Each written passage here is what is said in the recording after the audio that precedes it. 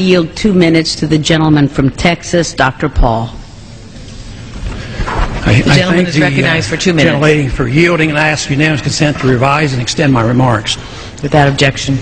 Madam Speaker, I rise in opposition to this resolution, not because I am taking sides and picking who the bad guys are and who the good guys are, but I'm looking at this more from the angle of being a United States citizen, an American, and I think resolutions like this really do us great harm.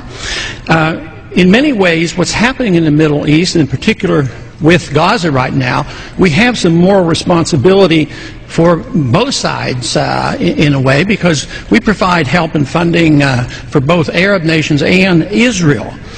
And so we definitely have a moral, especially now today, the weapons being used to kill so many Palestinians are American weapons, and American funds essentially are being used for this. But there's a political liability which I think is something that we fail to look at, because too often there's so much blowback from our intervention in areas that we shouldn't be involved in. You know, Hamas, if you look at the history, you'll find out that Hamas was encouraged and really started by Israel, because they wanted Hamas to counteract Yasser Arafat. And you say, well, yeah, that was better then and served its purpose, but we didn't want Hamas to do this. So then we as Americans say, well, we have such a good system, we're going to impose this on the world. We're going to invade Iraq and teach people how to be Democrats. We want free elections. So we encourage the Palestinians to have a free election. They do, and they elect Hamas. So we first, indirectly and directly through Israel, help establish Hamas. Then we have an election. Then Hamas becomes dominant, so we have to kill them.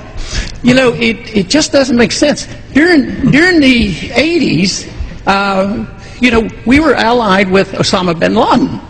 And we were contending with the Soviets. It was at that time our CAA thought it was good if we radicalized the Muslim world. So we financed the madrasa schools to radicalize the Muslims in order to compete with the Soviets. There's too much blowback. There's a lot of reasons why we should oppose this resolution. It is not in the interest of the United States. It's not in the interest of Israel either.